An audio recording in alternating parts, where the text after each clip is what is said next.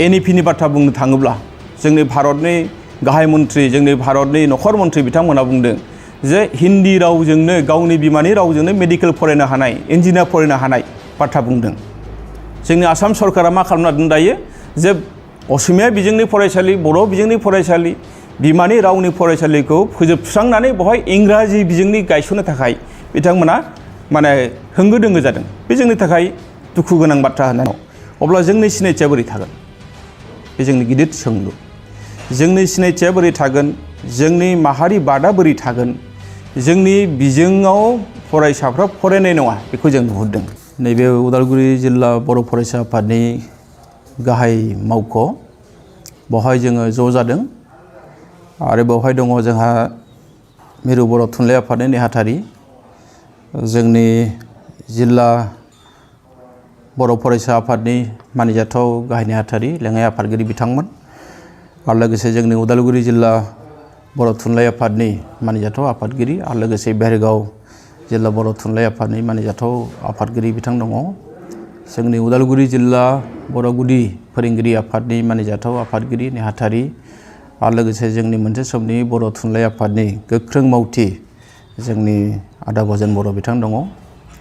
जों दिनै बेवहाय ज' जादों मोनसे गोनांथार हाबाफारि लानानै मोनसे गोनांथार थांखिखौ जों रायजो राजानो मिथिहोनांगौ होननानै मोनसे दायित्व जों साननानै बेनो जाहैबाय जोङो आसाम सरकारनि जि मोनसे खान्थि सोलोंथाइ बिथिङाव जे 6नि जेनोखि सानखान्थि आरो बिगियान बेवहाय माने इंराजि माने सेबखांनाय, बर'खौ नागारनानै इंराजि सेबखांनाय, हारसाखौ नागारनानै इंराजि सेबखांनाय, दा बेनि फारसे जोंहा दिनै मोनसे खुद्रिसारनाय हाबाफारि दंमोन आरो बे खुद्रिसारनाय हाबाफारिखौ जोङो हरखाबै दोनथ'नो गोनां जादों नैबे जाहोनाव जे मैया जोंनि आसामनि सोलोंथाइ बिफाननि मन्थ्रि बिथाङा जोंजों टेलिफनिक जि मोनसे बाथ्रा सावरायनाय जादों आरो बेवहाय बिथाङा बर' थुनलाइ आफाद आरो बर' फरायसा आफादखौ गाहायै खावलायदों जे बिथांमोना हायोबा जोंजों सावरायनो फैनांगौ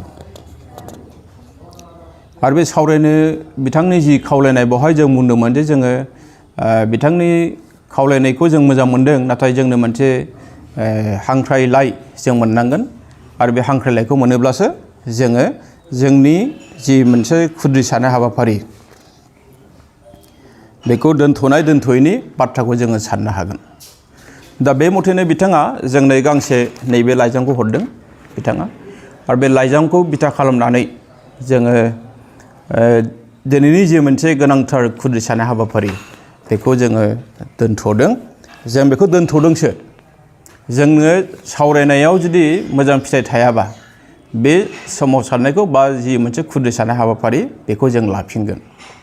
बेखौ जोङो मन्थ्रिनो स्पष्ट बाथ्राजों जोङो बेखौ मिथिहोनाय जादों दिनै बे प्रेस मिटनि गेजेरजों आरो बिथांमोना बेखौ मिथिनो गोनां जे बर'फोरनि जि जारिमिन बे जारिमिनखौ नायब्लानो जोङो मिथिगौ जे बर' हारिया मोनसे माने सोमावसारनानै फैनाय मोनसे हारि, बे हारिया दा बेखायनो जोंनि राव थुनलाइ हारिमुखौ लानानै जों जेब्लाबो थांनानै थाबोदों आरो जोंनि सिनायथिया बर' हिसाबै जोंनि राव थुनलाइ हारिमुखौ लानानैसो जों बर'। दा बे बिथिङाव बिथांमोना 6आव जेब्लानाखि इंराजिखौ जाबसिनना होगोन सानखान्थि आरो बिगियानाव, अब्ला जोंनि सिनायथिया बोरै थागोन? बे जोंनि गिदिर सोंलु। जोंनि सिनायथिया बोरै थागोन? जोंनि माहारि बादा बोरै थागोन?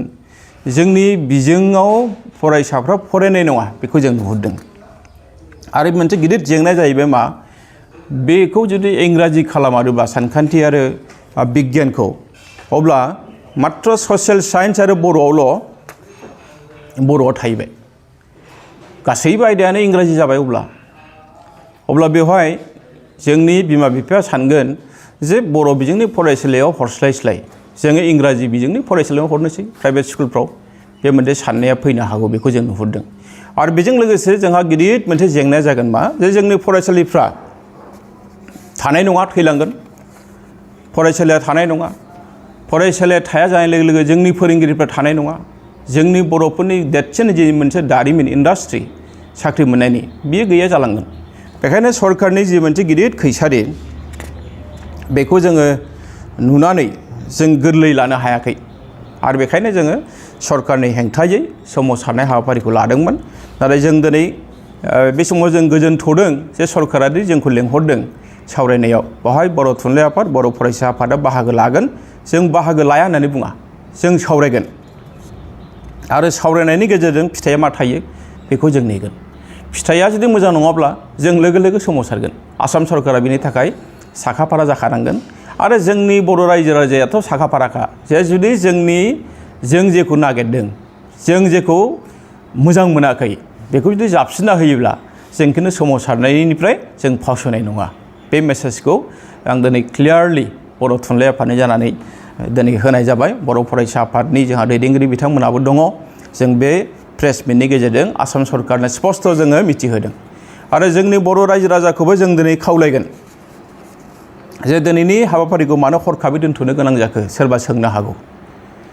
बेवहाय आं दिनै बेखौनो बुंगोन जे जोंखौ सरकारा खावलायदों सावरायनो थाखाय।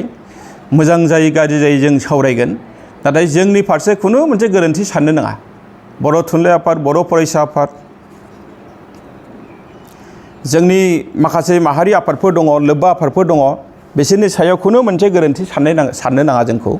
जोङो सरकारा जि मोनसे मोजां जोंखौ खावलायदों, जों बेखायनो सावरायनो थाखाय जों आवगायदों आरो बिथांमोननि खावलायनाय बायदियै मोनसे मोजां परिबेस सृष्टि खालामनानै जोंनि लुबैनाया मा बेखौ जोङो सरकारनो जों खोन्थागोन। बेखायनो जों बेखौ दोनथ'दों आरो जोंनि मिथिनायाव दिनैहाय जायाब्लाबो सावरायनाया गाबोनफोर जानो हागौ। आरो बिनि थाखाय जोङो मोनसे सम बोखाना होदों सरकारनो।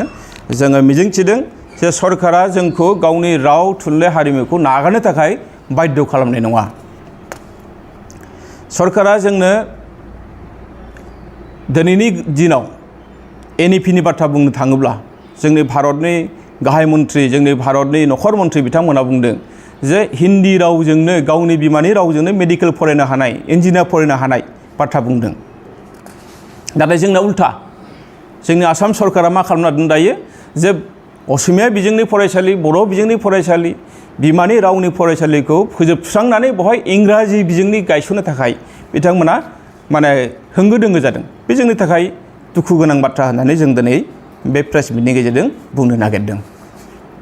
जोबथारनायाव जोङो आरोबाव खावलायबावदों आसाम सरकारखौ जे जोङो जोंनि जि मोनसे गावनि राव, बे रावआव जों मालाबाबो कमप्रमाइज खालामा। कमप्रमाइज खालामैनि थाखाय जोङो जोंनि हारिया दिनैसिम बे बिथाथियाव सफैदों। सरकारा बेखौ गोसोआव लाखिनाया मोजां आरो जुदि बिथांमोना इंराजिखौ जाबसिननानै होनो नागिरदोंब्ला जों दिनै बिथांमोनाव सोंगोन बर'खौ बिथांमोना मा जाजानो लुबैयो, बर' हारिखौ बिथांमोना मा जाजानो लुबैयो। जे जोंनि हारिखौ रावखौ नागारनानै, थुनलाइखौ नागारनानै, जोंनि हारिमुखौ नागारनानै मोनसे हारिया हारि हिसाबै थांनानै थानो हायो नामा? बेखौ जों दिनै सोंनो लुबैदों सरकारनि सेराव।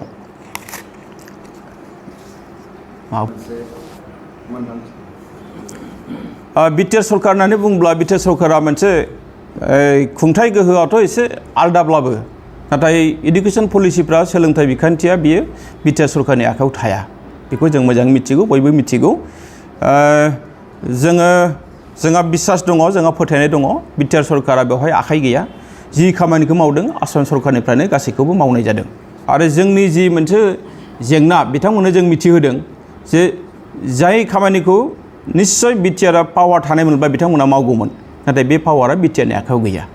गोजोनथाव खौरां, बङाइगाव मेरिडियान किया मटर्स श'रुमआ नोंथांनो लाबोदों गोदान अफार। मेरिडियान किया मटर्स श'रुमाव नोंथाङा खम बेसेनावनो किया कम्पानिनि गुबुन गुबुन मडेलनि गोदान गारिखौ लानो हागोन। बेनि अनगायैबो मिथिनो गोनां बाथ्राया बेनोदि किया कम्पानिनि 2022 मडेलनि गारिखौ गासै 40,000 रां रेहायाव मोननो हागोन। बेजों लोगोसेनो बे श'रुमाव जेखिजाया कम्पानिनि गोजाम गारिखौ सोलाय-सोल' खालामनोबो हागोन। दासान्दि बे अफारा सोलिगासिनो दं। मेरिडियान किया मटर्स श'रुमआ सा बङाइगाव साफागुरि र'ड, आगराला देहा फाहामसालिनि साखाथियाव थानाय महामाया हटेलनि अपोजिट साइडआव दं। बे अफारखौ मोनफुंनो थाखाय नोंथाङा अनलाइनबो बुकिं खालामहरनो हागोन।